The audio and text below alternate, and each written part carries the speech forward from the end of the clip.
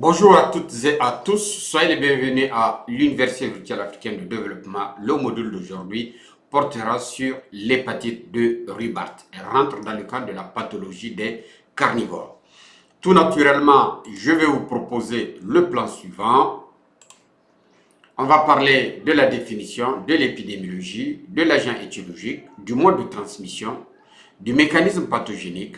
Après cela, on va décrire la clinique de l'hépatite de Rubart, le diagnostic, le traitement, la prévention et on finira par une conclusion. Mais avant de rentrer, ici nous avons une image très frappante avec un signe pathognomonique de l'hépatite de Rubart, à savoir un œdème cornéen qui lui a valu le nom de la maladie de l'œil bleu.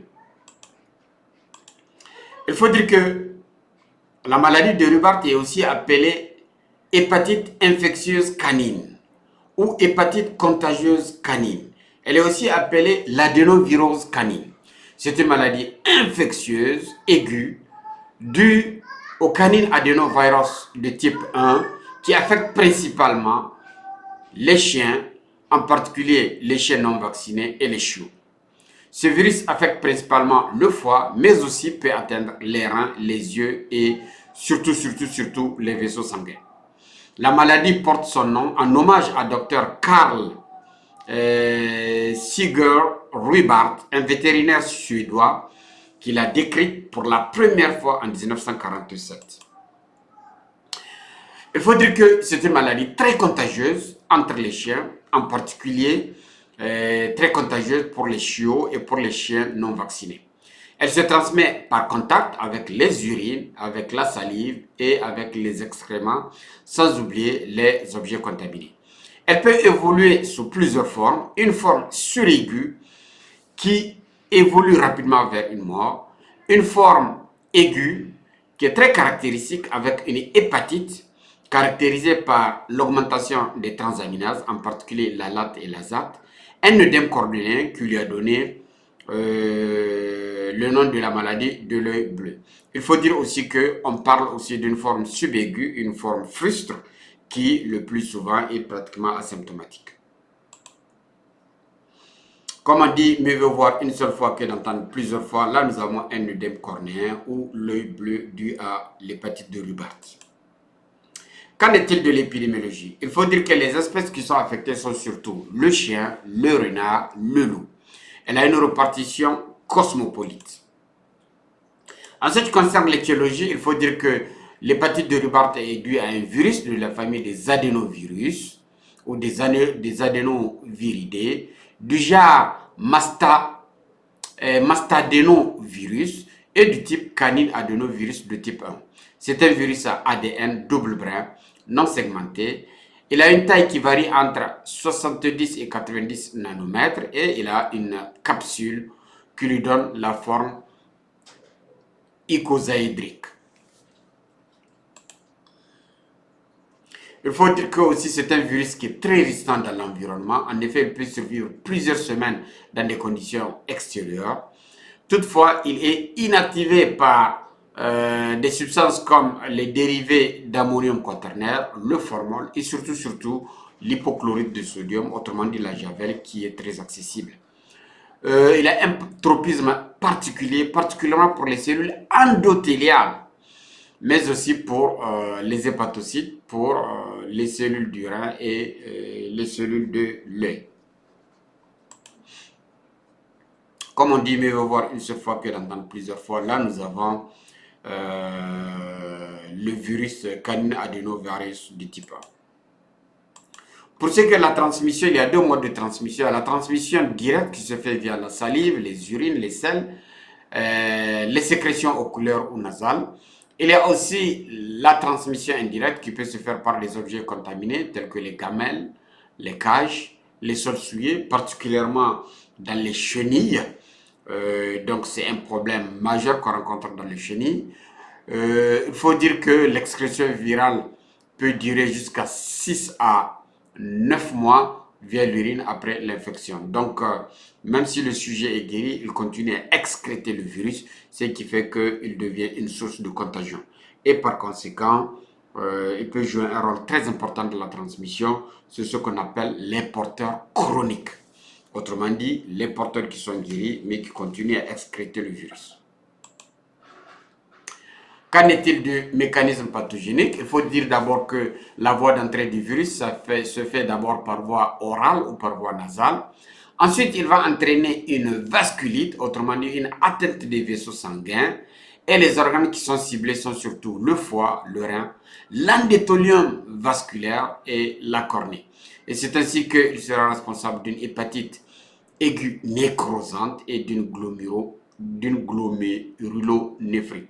Donc, ce qui fait que nous serons obligés de chercher les signes d'une atteinte hépatique et les signes d'une atteinte rénale. Il provoque enfin un œdème cornéen, ce qui fait que il est responsable du nom communément appelé la maladie de l'œil bleu. Parlons à présent de la clinique de l'hépatite de Rupert. Il faut dire qu'il y a plusieurs formes, au moins 3, mais les formes les plus importantes sont les 2. La première, c'est la forme suraiguë. Elle est observée surtout chez les chiots. Il s'agit d'une mort subite, le plus souvent sans signe évident. Et vous allez perdre votre animal. La deuxième forme, c'est la forme aiguë. C'est la forme la plus fréquente. La durée d'incubation de l'hépatite de Rupert est de 3 à 9 jours.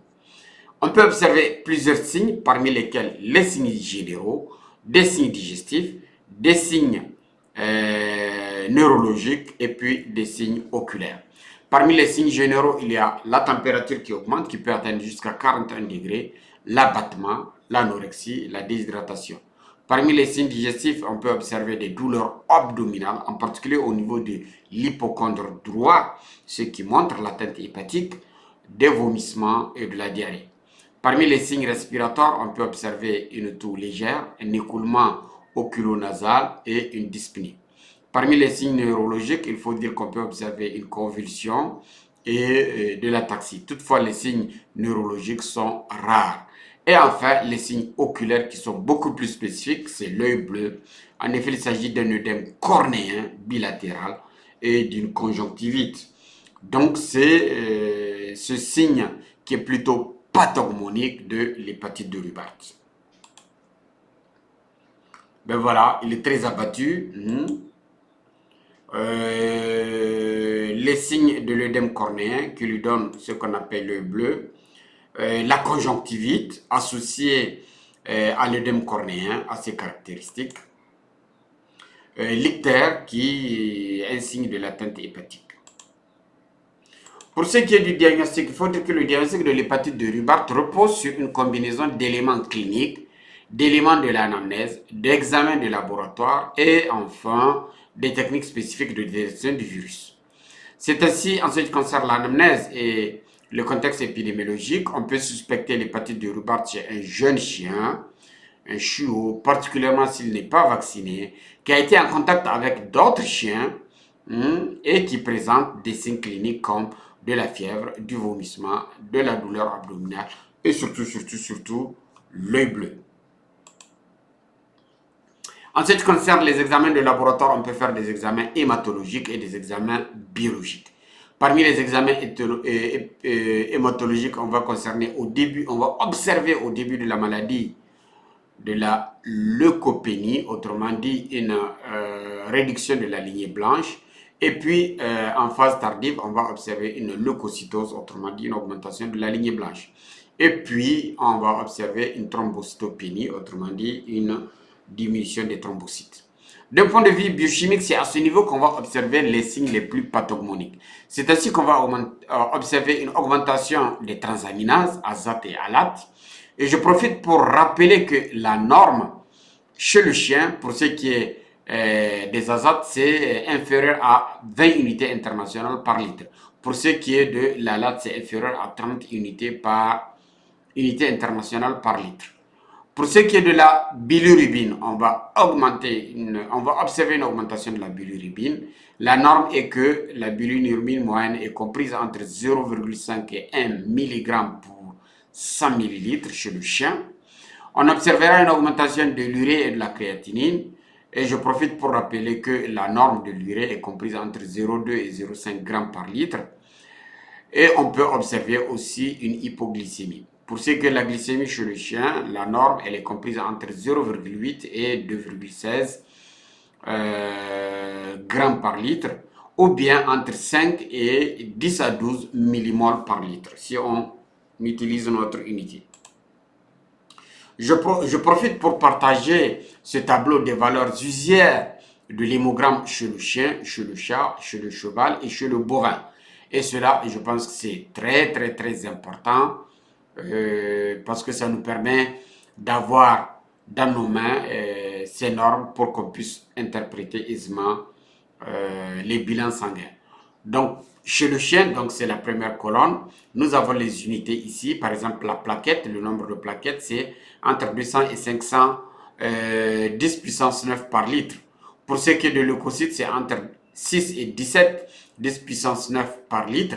Pour ce qui est de la lignée rouge, les hématies, c'est entre, chez le chien, c'est entre 5,5 et 8,5 10 puissance 12 par litre.